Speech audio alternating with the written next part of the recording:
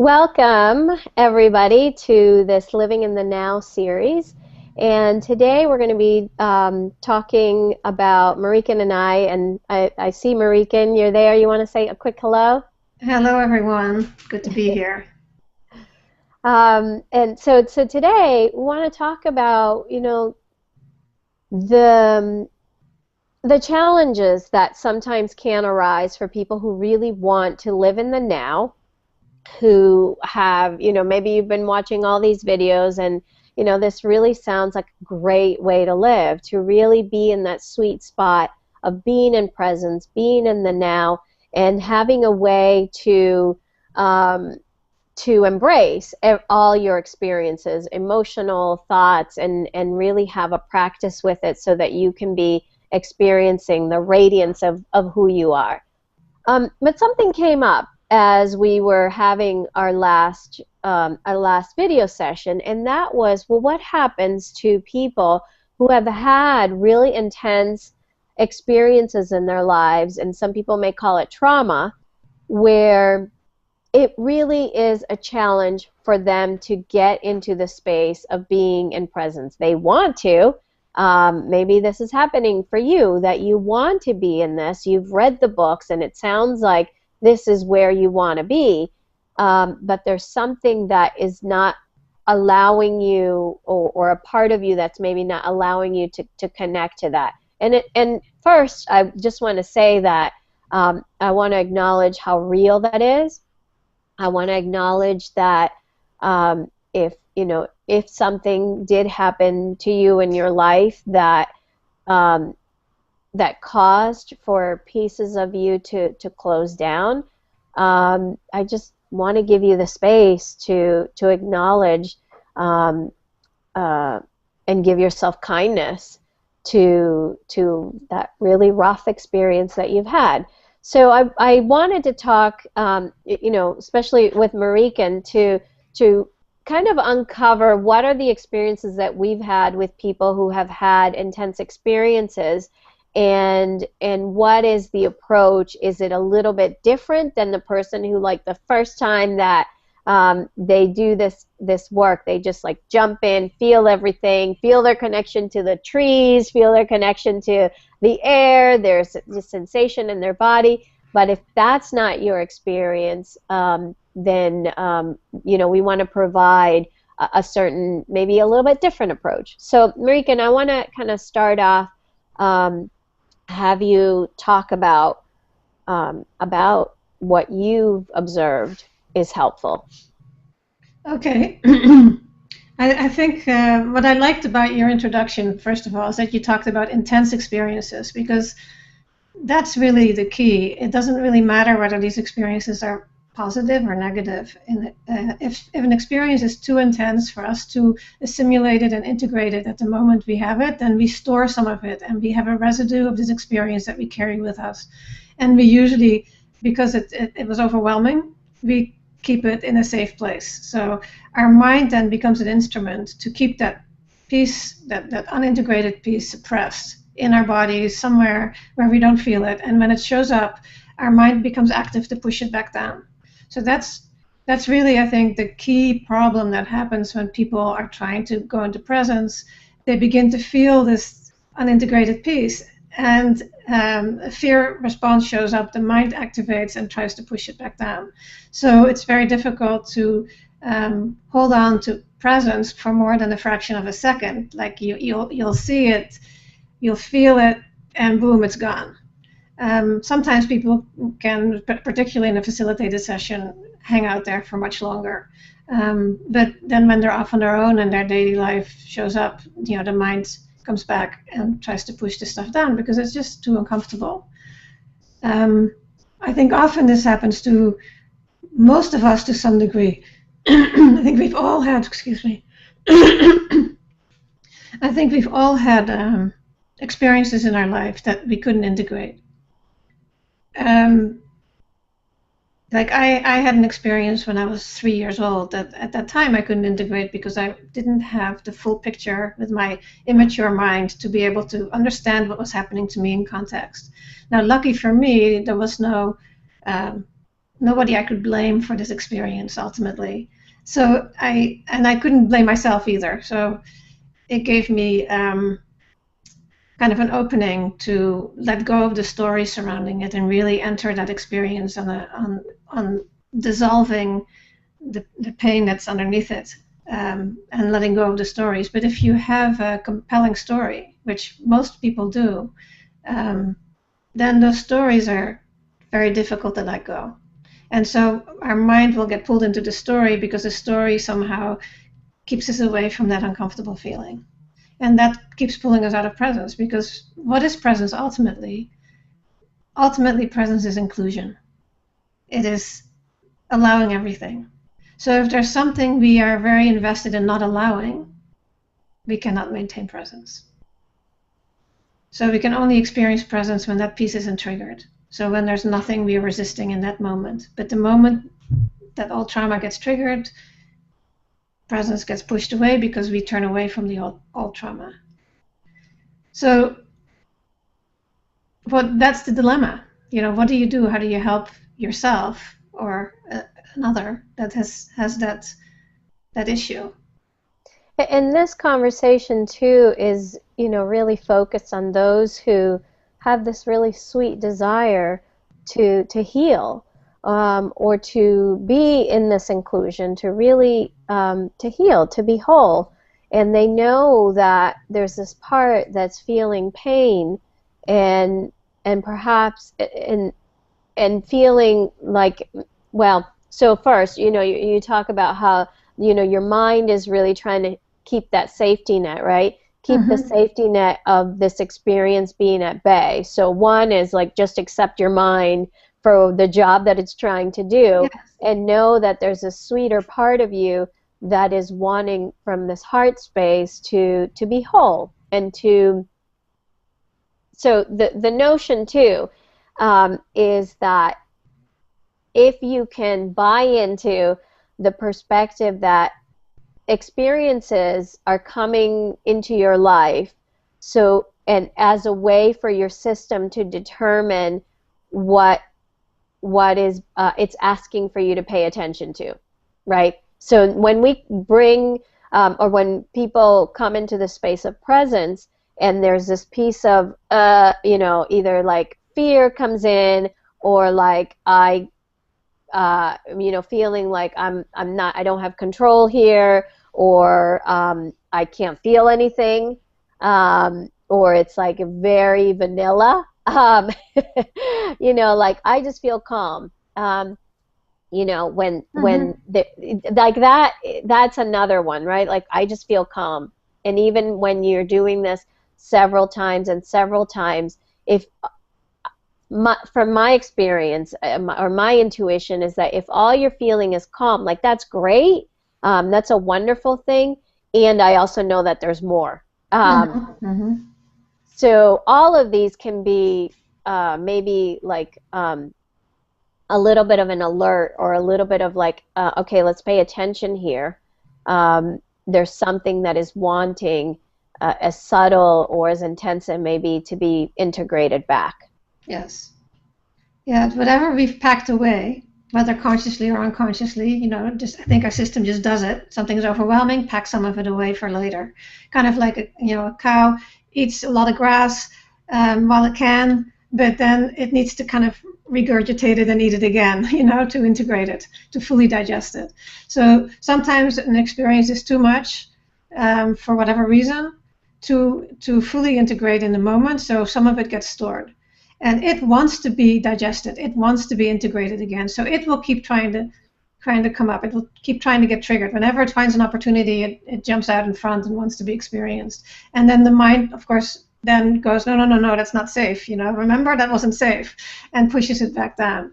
So, and this can be for both positive and negative experiences. I know a number of people who had premature spiritual experiences, either intense Kundalini experiences or something through using substances, where they all of a sudden maybe took LSD and they had this huge experience that could not be integrated. And then when you bring that person in presence, even though the experience they had was extremely positive, this fear gets triggered, like, what if I get lost there again? in this amazing place, but it's too big and I can't handle it. So it doesn't have to be a negative experience. It can be any experience that was too intense.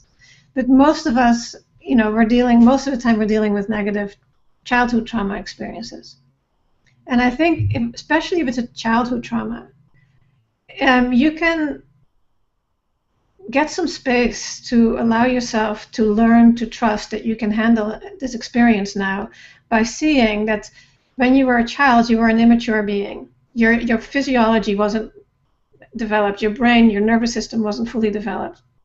So children are much more easily, their nervous systems are much more easily overwhelmed than an adult nervous system.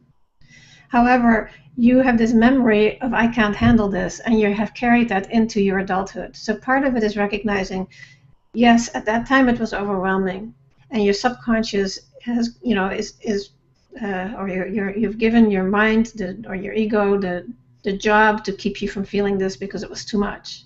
But you're not a child anymore. So as an adult, let's play with this and see if maybe you can handle it. So that this thing can come to the surface, we can, parent it, we can bring love and kindness to it, we can hold it in presence, and we can see what it wants to do. And then it usually something happens and people can actually be in presence with it.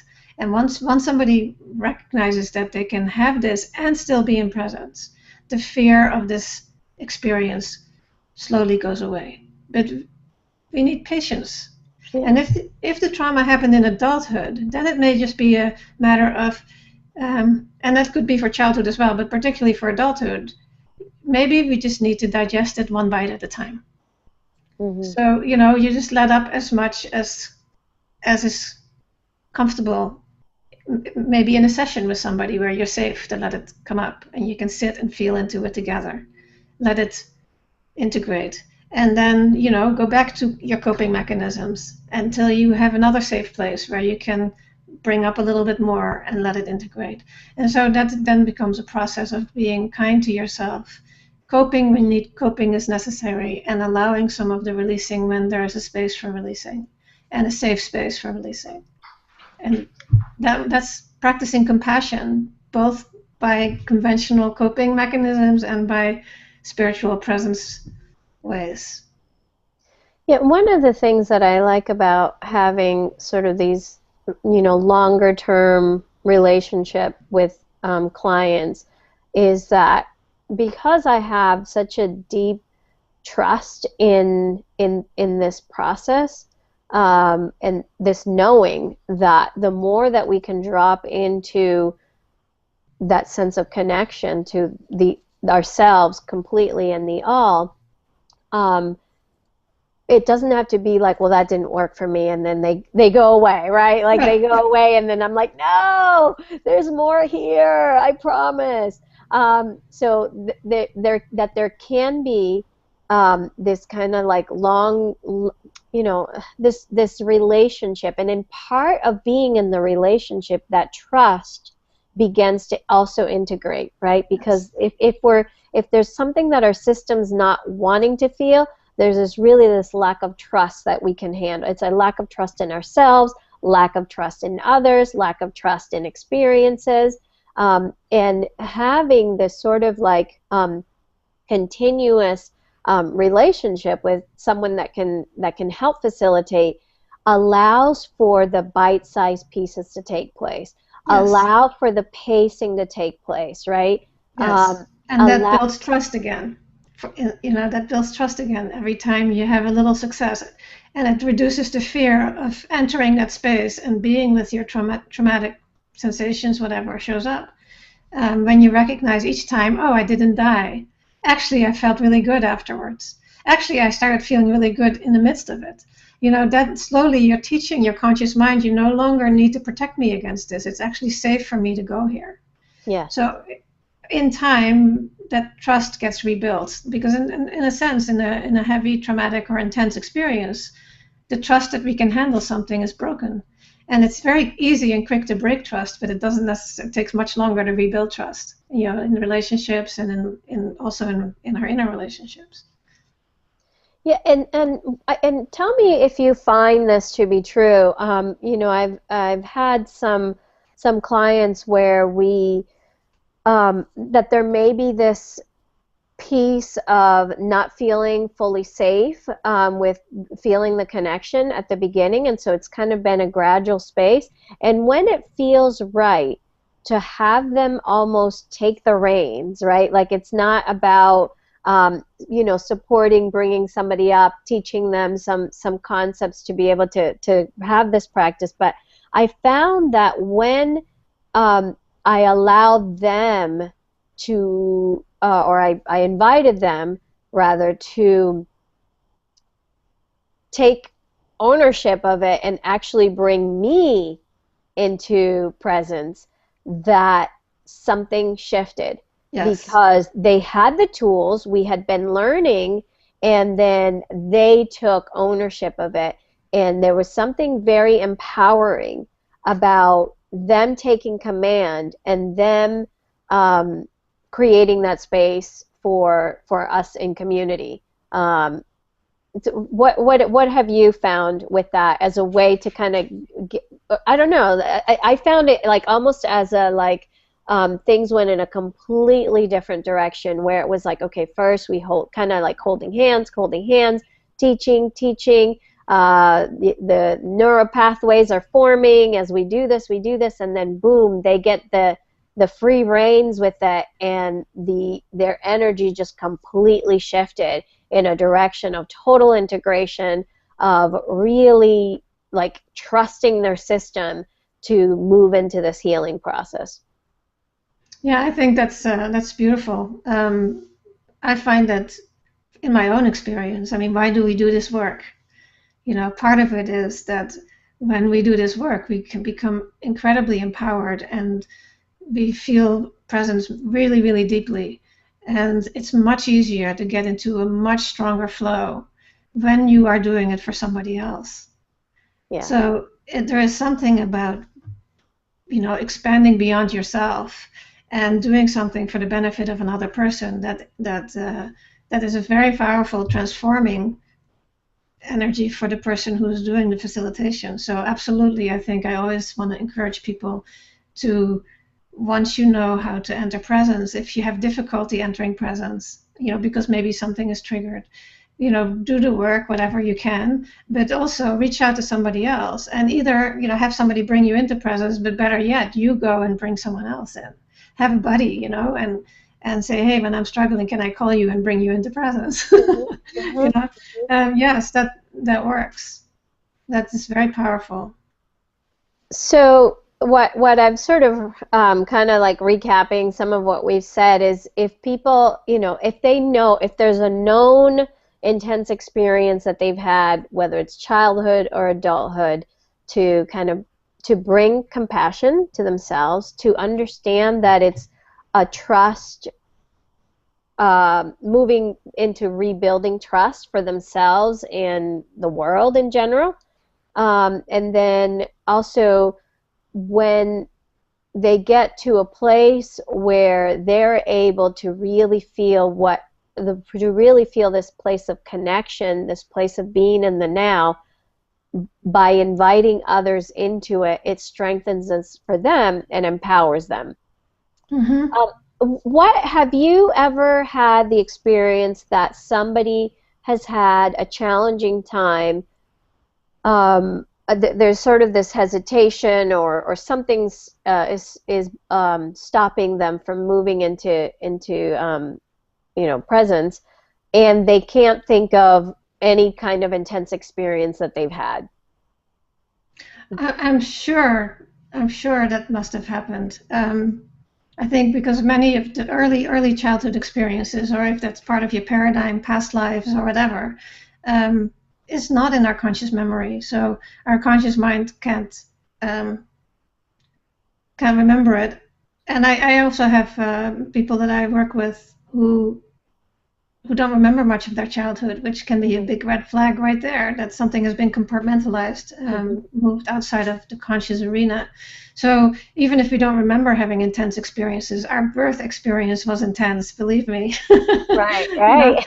We've all had intense experiences. So, and it's not important to know what caused this discomfort to happen. The only thing that is important is to allow this discomfort, to meet it with kindness, and to let it do what it needs to do so it can integrate and come back into resonance with the whole. And once we are in that flow, we can also, we have this access to what some people may call higher vibrations, or I like to call them inclusive feelings. That love, appreciation, gratitude, these warm kindness, compassion, these frequencies that include all the other ones that can coexist with all the lower, and I hate the words higher and lower, but for lack of a better, and that's what most people use. So one of the problems I think I have found is that a lot of people that have trouble staying in presence carry with them a lot of shame and lack of self-respect that they were conditioned to feel as they became, victims of abuse or had whatever other difficult experiences as they were growing up. And part of the power of, meeting with a facilitator is that they can begin to open up and become honest and authentic about these things, and see that they're not being judged, and see that there's somebody there that is actually deeply respecting them and their process, and that is actually maybe even honoring them in that process that they have felt embarrassed about carrying. And that gives a lot of space and freedom to begin to become more of themselves, to begin to show more of themselves in their lives, and to begin to notice that, as harshly as they're judging themselves, nobody else is judging them in that way. Mm-hmm. That was a created reality that they were taught, but that was not something they were born with. So yeah. when you sit with somebody who can really see you, the real you, and who can honor you for the courage that you were able to survive these experiences, and that you actually came here, incarnated, allowing for these experiences, whether it was on purpose or not on purpose. Nevertheless, the courage of surviving that is worthy of admiration. So when somebody who's never felt that respect and admiration, especially for that part of their life, it opens up, again, it's about that trust that you're talking about. It opens up a trust that they're willing to become vulnerable. Because presence ultimately is vulnerability. It is about being open to everything. And if you have had to defend your heart a lot, then that space of vulnerability doesn't feel safe. So part of it is seeing that you can show these parts of yourself that are really deeply buried, that you haven't shown anybody, that you're ashamed of, to somebody who doesn't judge you, who honors you for that journey, can be very empowering.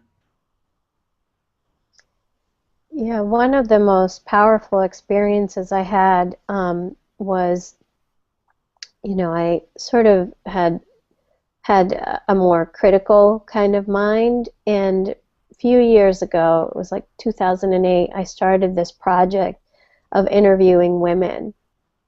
And actually, even after the first interview that I did, it was like all judgment from my system fell off, or at least 90% of it, because what I found was that by me creating space for somebody to feel heard, not in conversation, right? Because sometimes we can be in conversation, but there's sort of the cultural in conversation where you kind of interrupt a little bit, you kind of agree with something they say, or have a little discussion on the side.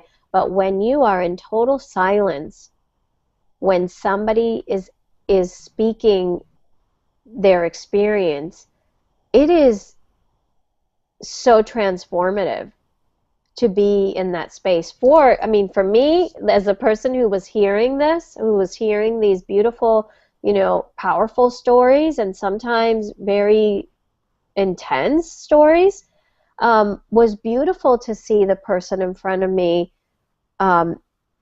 just being so grateful for being heard.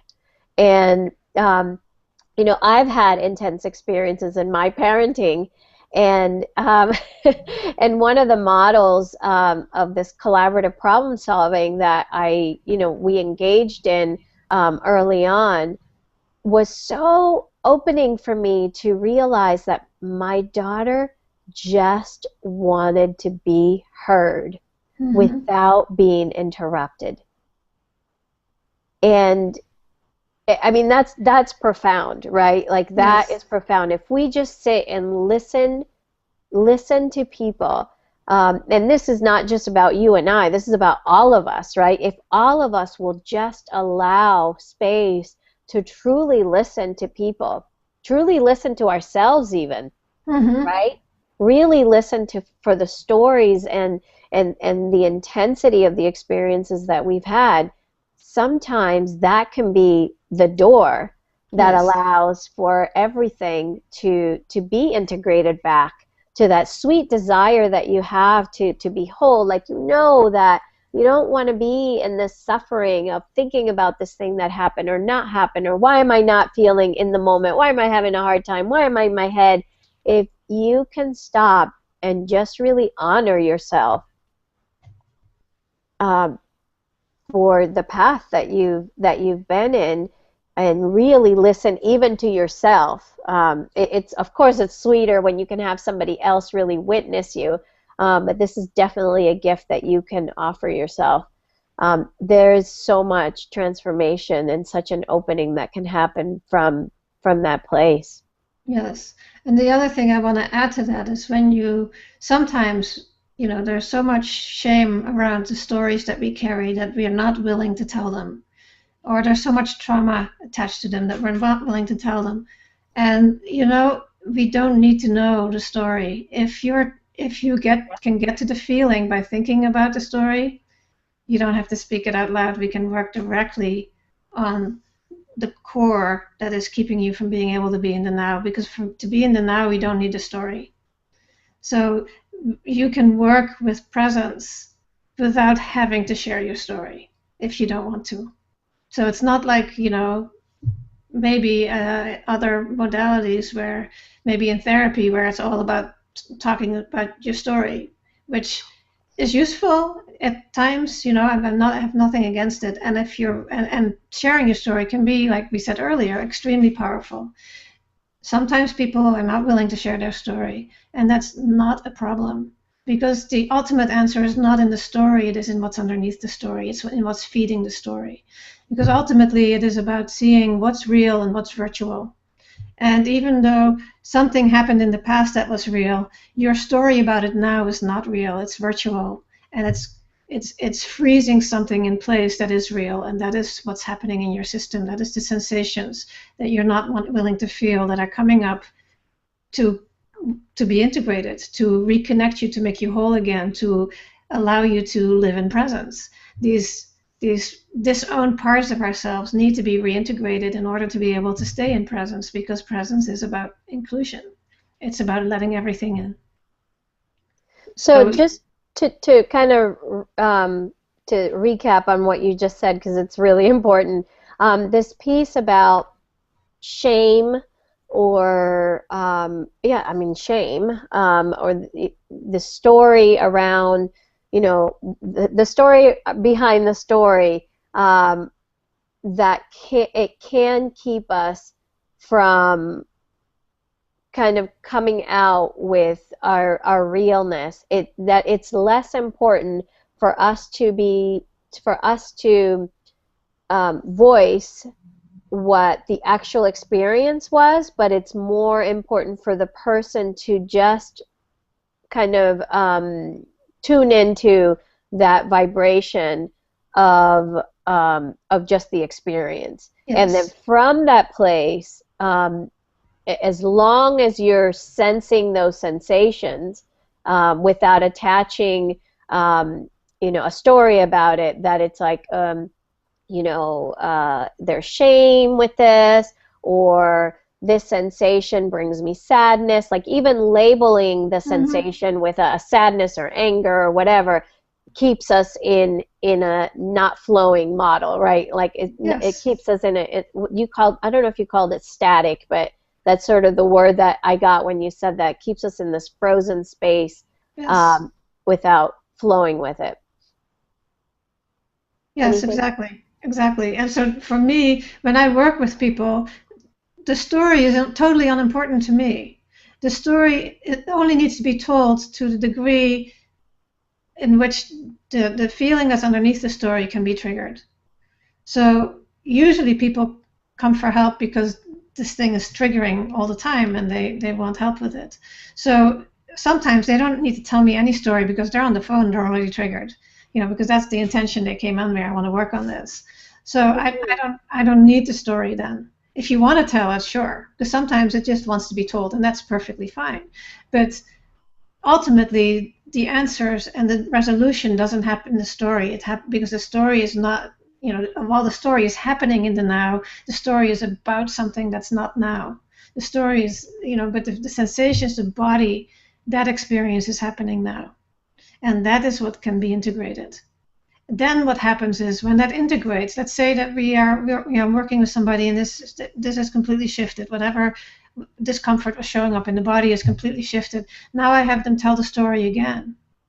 The story no longer triggers anything, it no longer feels real to them.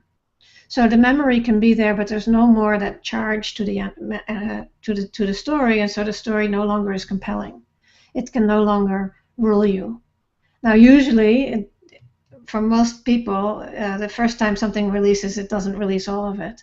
Only the piece that was triggered can release. So it doesn't mean the story will never be compelling again. But in the moment when the release has happened and there's this space and this freedom and this sense of oneness inside, we can bring the story back, and the space does not get affected by there's no energy that is triggered by the story in that moment. Then you know that everything that could be released in that moment has been released or integrated or whatever you want to call it. Yeah. So there can be, and every person, every system, I call it, is so unique, right? So yes. if you're, watching this and you feel like, okay, I don't know if I have some kind of intense experience, but there's this thing, just if you can just jump into curiosity, because your system may be wanted to have a gradual process with it, or your system may just open up the gates and feel it all, and that's also another possibility too, that it could be baby steps, and boom, it just it starts flowing, you start really getting what it feels like to bring this into wholeness.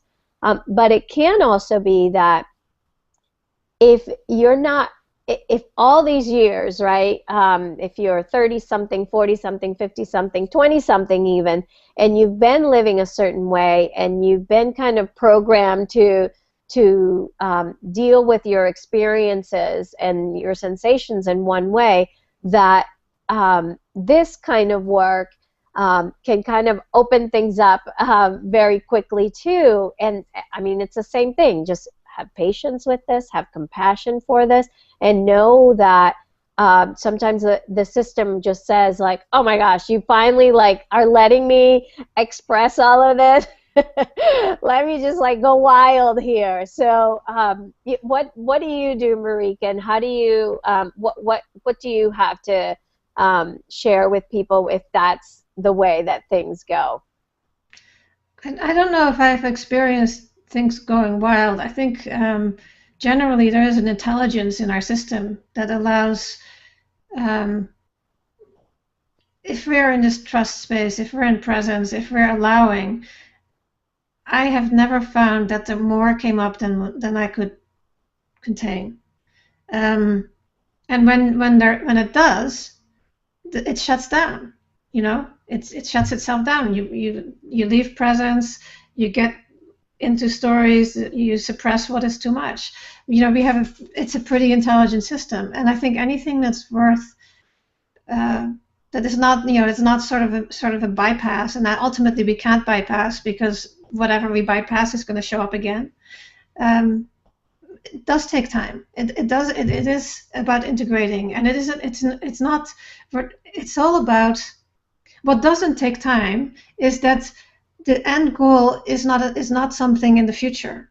The end goal is to be in the journey, whatever the journey is showing. So that piece doesn't take time. But the piece of unfoldment of life takes time. And it takes that's happening for everybody. You and me are continuously learning, continuously growing, continuously being faced with new opportunities. We just know how to enter it in this moment and how to open up to it. And neither one of us, I'm sure, is perfect at it. We get caught up and we lose it for a moment, and then we become aware, oh, wait a minute, I'm stuck in this little funnel here.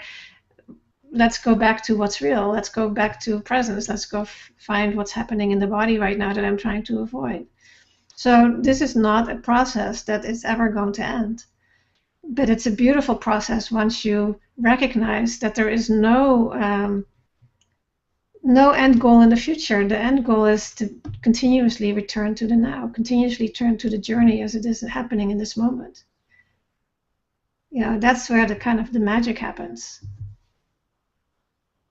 Yeah, when we choose to be in the now, which is, the whole topic of this series is living in the now, and all the beautiful real experiences and sensations that we get to have, and that our system gets to communicate with us through everything that unfolds, from whether it's somebody bringing this up or whether it's our own system bringing it up.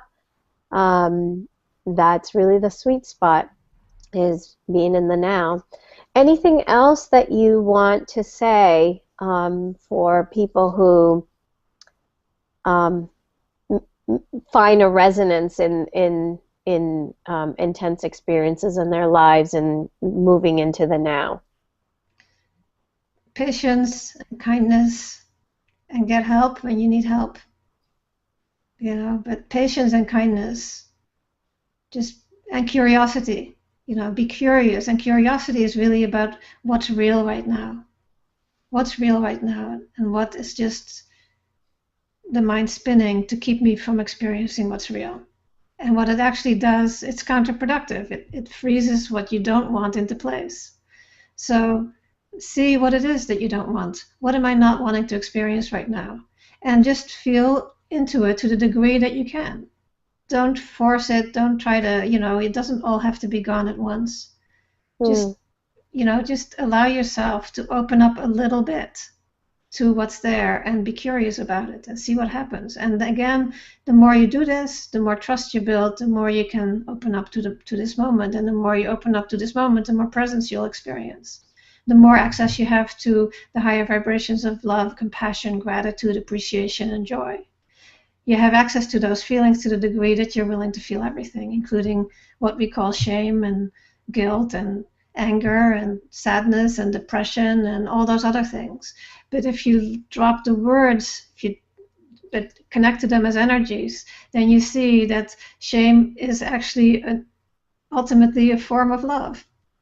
That all of these are included, and then something beautiful happens. That it's not something you can really describe, because then it becomes, just a concept again. So it is about experiencing and beginning to trust that it's safe to experience, because that's what happens when we have trauma or overly intense experiences in our life. What we learn is it's not safe to experience, and that's what puts us in our head. So we need to relearn and show our conscious mind that it's safe to experience, so that it can let go of its job of gatekeeper and keeping us away from actual experience, because that's where life happens, is in actual experience, not in our heads. So that's the invitation that I want to put out there, is, meet your experience as openly as you can, with as much kindness and patience and curiosity as you can.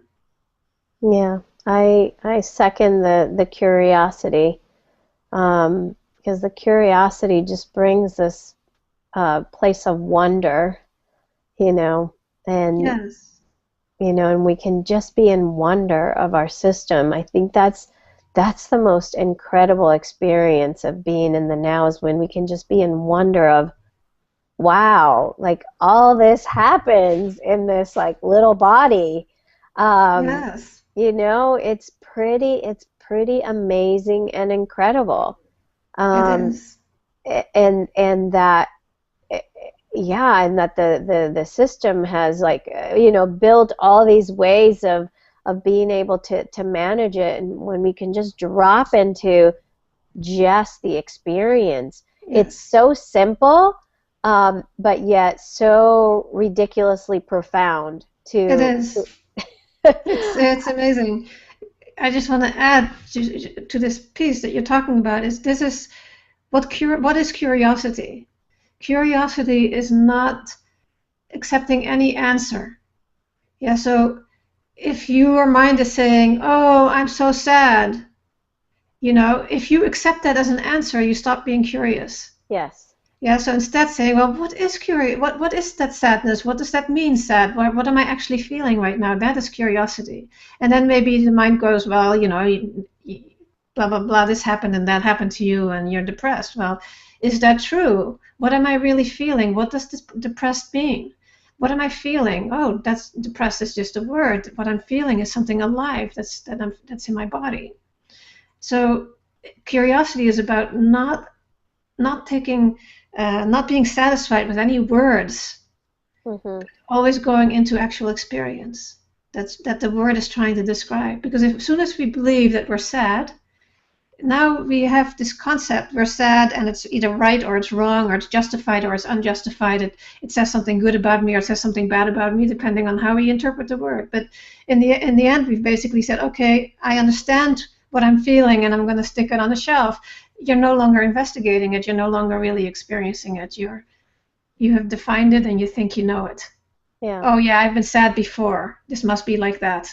No, it's unique this time. It's alive. It's real. It's amazing. Go feel it, because it's Yeah. not like before. It's uniquely now, and that is the power of curiosity.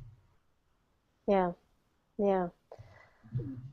Well, it is my hope that this has provided you, if you're watching this, with a different approach, or maybe a softer approach, or a certain understanding of how you can work with living in the now, with your system, and all the experiences, past or current experiences that you've had, and how you can bring the sort of place of gentleness and kindness and compassion to your own path.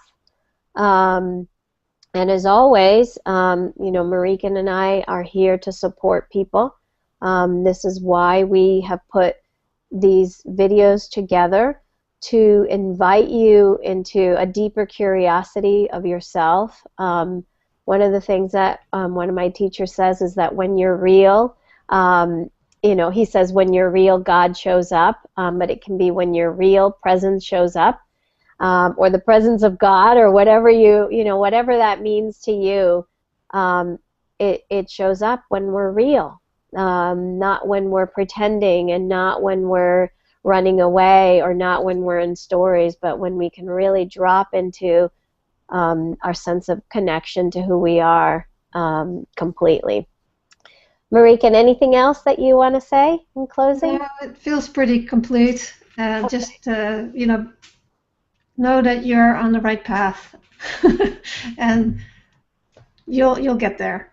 You'll get there. You just trust that you can do this. You can integrate these traumatic experiences. It's possible. There are people out there on many different modalities that are helping in that helping profession. So find somebody that you resonate with to help you if you need it, or practice these things on your own if you have already a lot of spiritual practice or psychological work that you've already done, so that you feel safe, exploring this on your own. That's also very possible.